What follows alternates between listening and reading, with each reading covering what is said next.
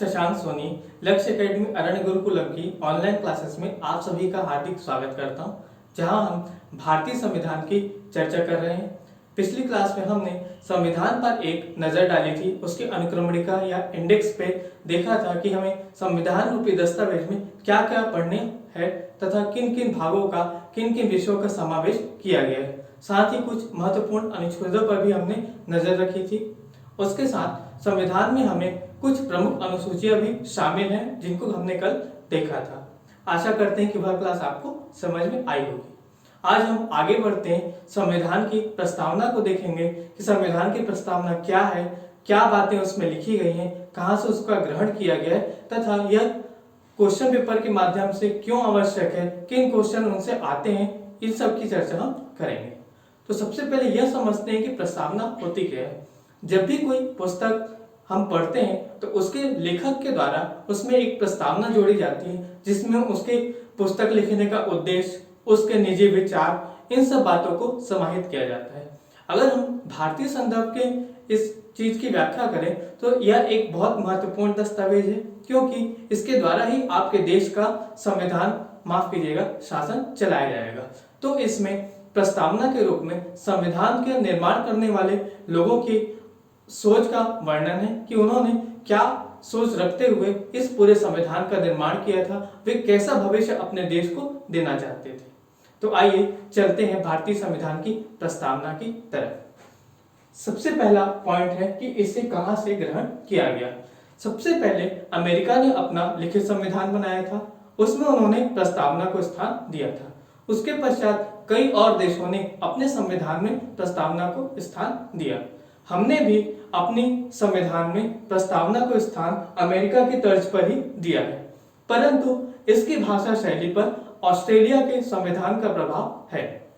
अतः आपको यहाँ दोनों देशों का नाम याद रखना है कि ग्रहण कहां से किया गया, तो उसका आंसर होगा अमेरिका, तथा हमारे प्रस्तावना की भाषा शैली कहां की है, तो वह है ऑस्ट्रेलिया। कभी कभी यह कंबाइंड रूप से ऑप्शन के रूप में आता है कि हमारे देश पर किन दो, माफ कीजिएगा, हमारे देश के संविधान पर किन दो देशों के संविधान की प्रस्तावना का प्रभाव है, तो यह आपको ध्यान रखना है।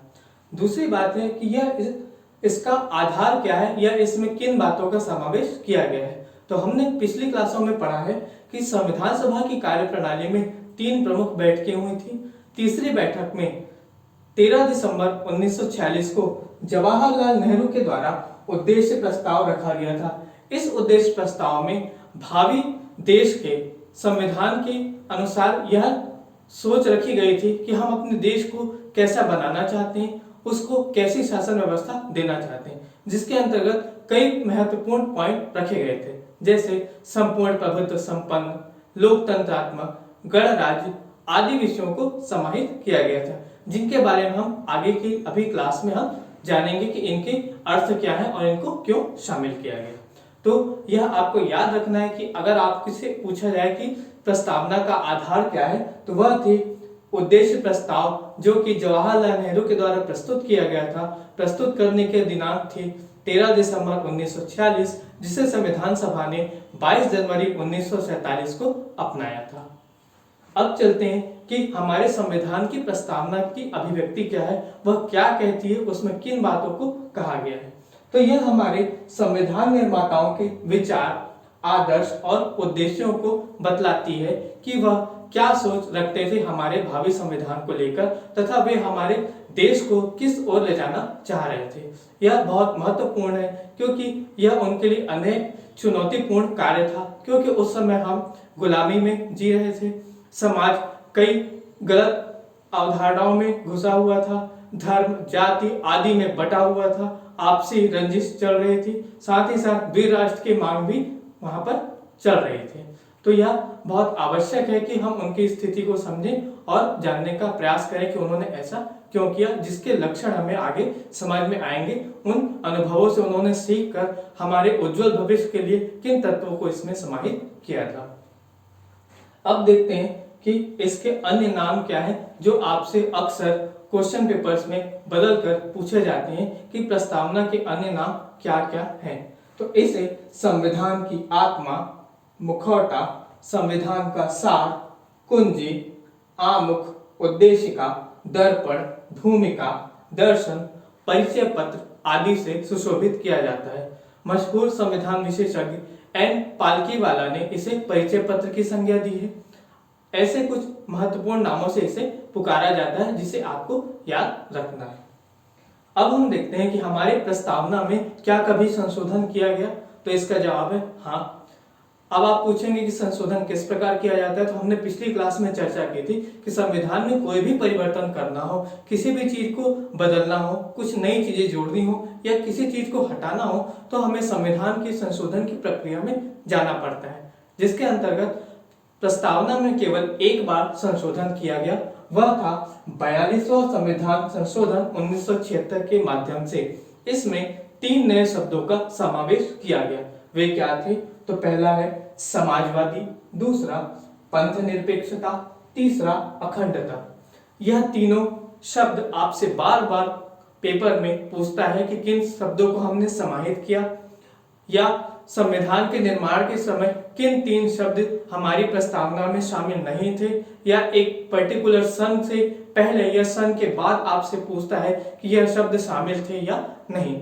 इसलिए आपको उस सन को भी याद रखना है जो वहां पे रख दिया हुआ है, और उससे इस 42वें संविधान संशोधन के सन 1976 की तुलना करनी है और उसके आधार पे सवाल का जवाब देना है।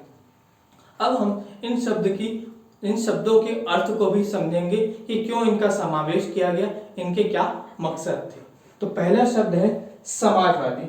समाजवादी का अर्थ है कि हमारे देश में जितने भी संसाधन हैं उनका पूर्ण रूप से उपयोग, उत्पादन व वितरण, जितने भी संसाधन हैं उनका समान रूप से किया जाएगा, किसी के साथ भी कोई भेदभाव नहीं किया जाएगा, अर्थात उनका राष्ट्रीयकरण किया जाएगा, समाज के कल्याण व हित के लिए उनका उपयोग किया जाएगा, न कि निजी उपयोग के लिए।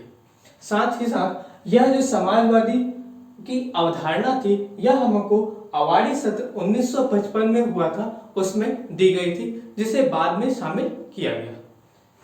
अब चलते हैं अगले शब्द की ओर जो है पंथ निरपेक्षता। यहाँ पर आप धर्मनिरपेक्षता भी सुनते हैं और पंथ निरपेक्षता भी सुनते हैं। ऐसा नहीं है कि यह पहले हमारे संविधान में शामिल नहीं था, परंतु एक शब्द के रूप में दिखलाई नहीं पड़ता था, क्योंकि मूल अधिकारों में धर्म, जाति, माफ कीजिएगा, धर्म, उपासना आदि की स्वतंत्रता आपको पहले से ही दी हुई है। साथ ही साथ अनुच्छेद 25 से लेकर के अनुच्छेद 28 में आपको धार्मिक रूप से कई अधिकार मिले हुए हैं। फिर भी प्रत्यक्ष रूप से इस भावना को दर्शाने के लिए इस शब्द को जोड़ा गया, जिसे हमें समझना होगा कि धर्मनिरपेक्षता और पंथ निरपेक्षता में क्या अंतर है। धर्मनिरपेक्षता एक संकीर्ण विचार है जिसका कहना है कि राज्य का कोई धर्म नहीं होगा या राज्य का धर्म से कोई संबंध नहीं होगा एवं धर्म का भी राज्य से कोई संबंध नहीं होगा। जबकि पंथ निरपेक्षता एक व्यापक अवधारणा है जिसका कहना यह है कि राज्य का स्वयं का कोई धर्म नहीं होगा, लेकिन वह सभी धर्मों का समान रूप से आदर करेगा, सभी को एक समान मानेगा, सभी को समान रूप से मान्यता प्रदान करेगा। तीसरा शब्द हमने जो जोड़ा वो था अखंडता। हमारे देश में लोगों के बीच एकजुटता को बढ़ाने के लिए, राष्ट्र की एकता को और सुदृढ़ करने के लिए अखंडता शब्द का इस्तेमाल किया गया। इसका एक अर्थ यह भी है कि हमारे देश में किसी को भी अलग होने का अधिकार नहीं है। तो ये 3 प्रमुख शब्द थे जो 42वें संविधान संशोधन अधिनियम 1976 के माध्यम से जोड़े गए थे। प्रस्तावना पर एक नजर डालते हैं कि यह इसमें क्या लिखा हुआ है तथा इसकी भाषा शैली क्या है। प्रस्तावना कहती है, हम भारत के लोग भारत को एक संपूर्ण प्रभुत्व संपन्न, समाजवादी, पंथ निरपेक्ष, लोकतंत्रात्मक गणराज्य बनाने के लिए तथा इसके नागरिकों के मध्य सामाजिक, आर्थिक, राजनीतिक न्याय, विचार, अभिव्यक्ति, विश्वास, धर्म और उपासना की स्वतंत्रता, समता एवं प्रतिष्ठा एवं अवसर की समता उपलब्ध कराने वाली एवं व्यक्ति की गरिमा और राष्ट्र की एकता एवं अखंडता बढ़ाने वाली बंधुत्व को सुदृढ़ करने के लिए आज दिनांक 26 नवंबर 1949 मिति मार्गशीर्ष शुक्ल सप्तमी संवत 2006 विक्रमी को संविधान को अंगीकृत, अधिनियमित तथा आत्मार्पित करते हैं। यह थी हमारे संविधान की कथन या भाषा शैली कि उसमें क्या लिखा हुआ है। अब हम इन्हीं भाषा शैलियों को, इसके कथन को कुछ टुकड़ों में बांटकर समझने का प्रयास करेंगे कि इसमें क्या लिखा गया है, जिन्हें हम संविधान की प्रस्तावना के रूप में जानते हैं। तो आइए सबसे पहले चलते हैं कि उसमें सबसे पहला लिखा हुआ है, हम भारत के लोग, अर्थात शासन की अंतिम शक्ति भारत की जनता को ही प्रदान की गई है। हमारे देश में अंतिम रूप से सत्ता जनता के ही हाथ में है, सर्वोपरि जनता ही है, क्योंकि हम एक लोकतंत्र हैं। दूसरा शब्द हमने देखा जो संविधान के उद्देश्य थे, जिनको हमने 3 भागों में बांटा।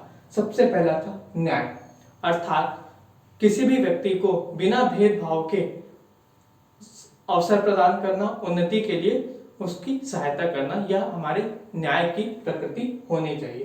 तो कितने प्रकार के न्याय? तो 3, सामाजिक, आर्थिक, राजनैतिक। सामाजिक न्याय का अर्थ है कि किसी भी व्यक्ति के साथ लिंग, धर्म, जाति आदि के आधार पर कोई भेदभाव नहीं किया जाएगा, सभी को समान रूप से माना जाएगा, कमजोर वर्गों एवं महिलाओं की स्थिति में सुधार के लिए प्रयास किया जाएगा। दूसरा है आपका आर्थिक। आर्थिक आधार पर कहने का मतलब है कि आर्थिक स्तरों पर किसी के भी साथ भेदभाव नहीं किया जाएगा, सभी को संपत्ति के अर्जन, प्रतिष्ठा आदि के लिए समान रूप से अवसर प्रदान किए जाएंगे ताकि वे उन्नति कर सके। तीसरा है राजनीतिक न्याय, अर्थात सभी व्यक्तियों को समान राजनीतिक अधिकार प्राप्त होंगे, सभी को कार्यालयों में जाने का समान अधिकार होगा, सरकार तक अपनी बात पहुंचाने का समान अधिकार होगा, अपनी सरकार को चुनने का समान अधिकार होगा। इसके साथ ही प्रस्तावना में हमें कुछ स्वतंत्रता के बारे में भी वर्णन मिलता है, जैसे विचार, अभिव्यक्ति, विश्वास, धर्म, उपासना। इन सभी तत्वों की चर्चा हम अपने मूल अधिकारों में भी अलग से करेंगे विस्तृत रूप में। तीसरा है आपका समानता, प्रतिष्ठा व अवसर की। देश के समस्त नागरिकों को समान रूप से प्रगति करने का अधिकार हमें प्रस्तावना देती है, जिसका मूल रूप से हम गहन अध्ययन अपने मौलिक अधिकारों में देखेंगे। उसके बाद इन सब तथ्यों के होने के साथ ही एक सबसे महत्वपूर्ण चीज जो थी वह थी बंधुत्व व भाईचारे की प्रवृत्ति, ताकि हमारे देश में राग द्वेष जैसी स्थिति उत्पन्न ना हो, संपूर्ण देश एक साथ मिलकर उत्कर्ष को प्राप्त करे। इसलिए बंधुत्व की अवधारणा अत्यंत ही आवश्यक है। अब हम देखेंगे कि हमारे संविधान की प्रकृति या उसका नेचर कैसा है।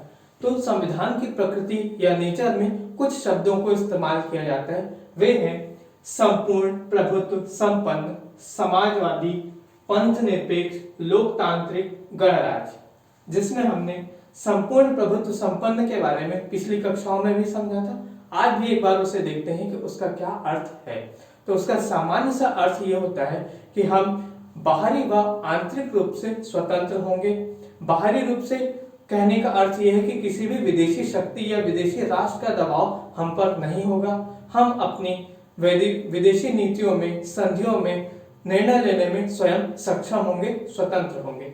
आंतरिक रूप से स्वतंत्र होने का अर्थ यह है कि देश में संविधान सर्वोपरि होगा, कोई भी व्यक्ति या कोई भी संस्था संविधान से ऊपर नहीं होगी। अगला शब्द था समाजवादी, जिसे हमने अभी देखा। उसके बाद पंथ निरपेक्षता, लोकतांत्रिक, यह सब हमने जान लिया। एक शब्द और आता है गणराज्य। गणराज्य का अर्थ यह है कि हमारे देश का जो सर्वोच्च पद है या जो राष्ट्रपति है वो वंशानुगत नहीं होगा, वह हमारी जनता के द्वारा प्रत्यक्ष या अप्रत्यक्ष रूप से चुना जाएगा। इसके बाद हम यह देखते हैं कि संविधान में इसे शामिल करने की तिथि क्या थी, तो वह थी आपकी 26 नवंबर 1949। साथ ही आप यह ध्यान रखिएगा कि प्रस्तावना को सबसे अंतिम रूप में संविधान में शामिल किया गया।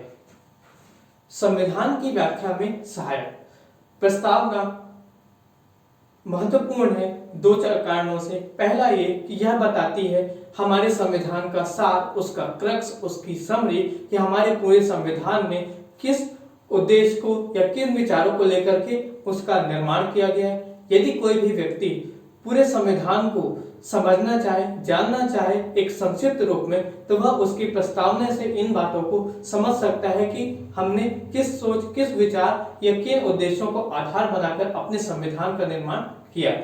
साथ ही यह हमारे संविधान की व्याख्या में भी सहायक है, क्योंकि संविधान की भाषा तथा उसकी कई जगह पे अस्पष्टता देखी जाती है, जिनका निराकरण संविधान की प्रस्तावना को देखकर किया जाता है।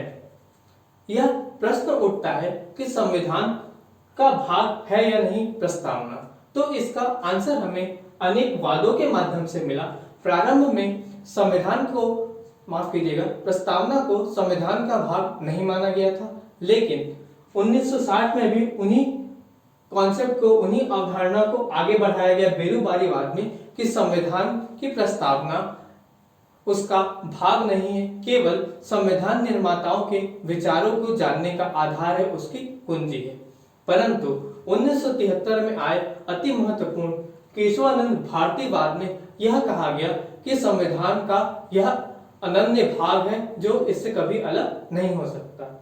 परंतु वर्तमान स्थिति में देखा जाए तो यह संविधान का भाग है, लेकिन इसे न्यायालय में प्रस्तुत नहीं किया जा सकता। न्यायालय इसके आधार पर कोई निर्णय नहीं दे सकती, अर्थात ये वाद योग्य नहीं है। तो एक लाइन में अगर इसका क्रक्स निकाला जाए तो यह संविधान का भाग है, अभिन्न अंग है जिसको अलग नहीं किया जा सकता। साथ ही यह संविधान की व्याख्या में सहायक है और यह संविधान निर्माताओं के विचारों की अभिव्यक्ति करती है।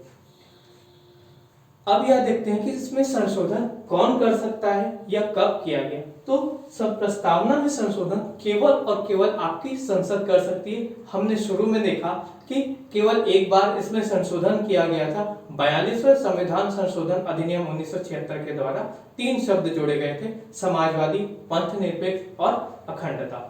उसके पश्चात अभी तक इसमें संशोधन नहीं किया गया।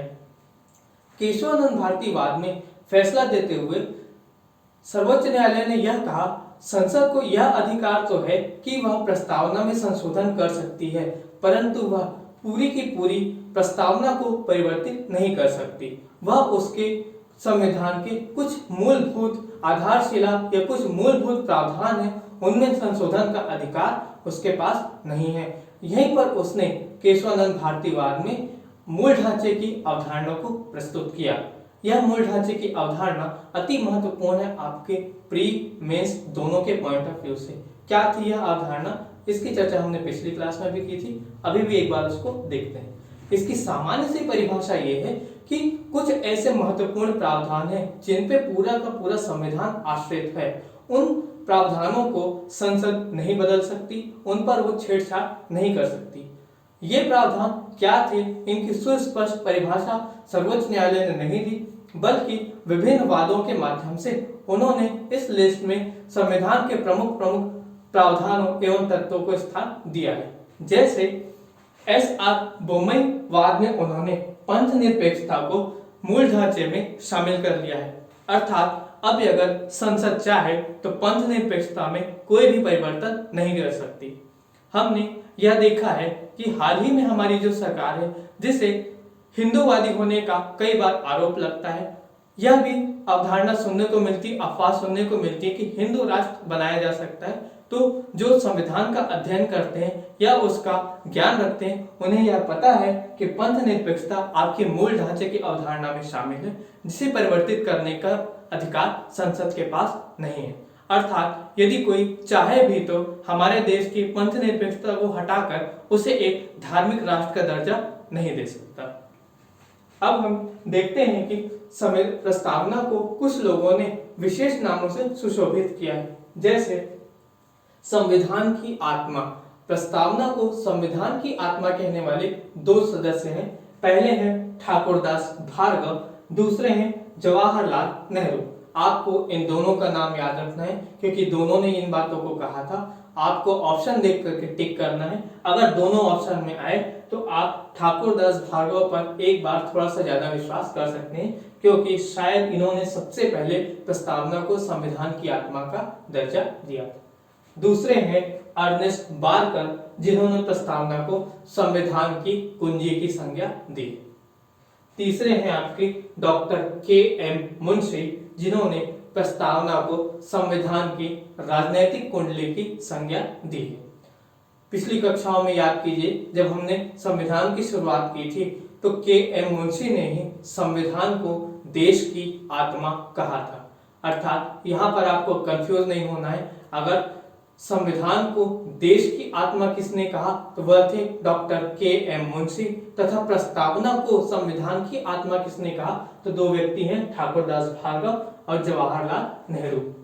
एक बहुत ही बड़े संविधानविद हुए हैं डॉक्टर सुभाष कश्यप, जिन्होंने प्रस्तावना को नींव तथा संविधान को भवन की संज्ञा दी है।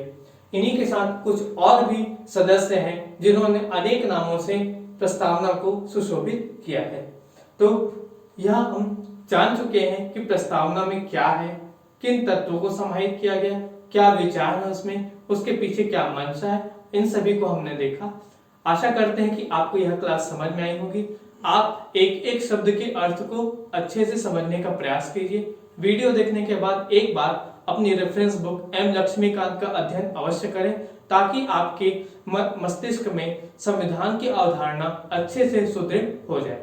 इसके पश्चात आप क्वेश्चन बैंक के माध्यम से क्वेश्चन बनाकर अपने संविधान की तैयारी को अच्छे से पूर्ण कर सकते हैं। आशा करते हैं कि यह क्लास आपको अच्छे से समझ आई होगी। जो भी आपकी डाउट, क्वेरीज या सजेशन हो, अपने फीडबैक आप कमेंट सेक्शन में या हमारे टेलीग्राम चैनल के माध्यम से अवश्य दें। धन्यवाद।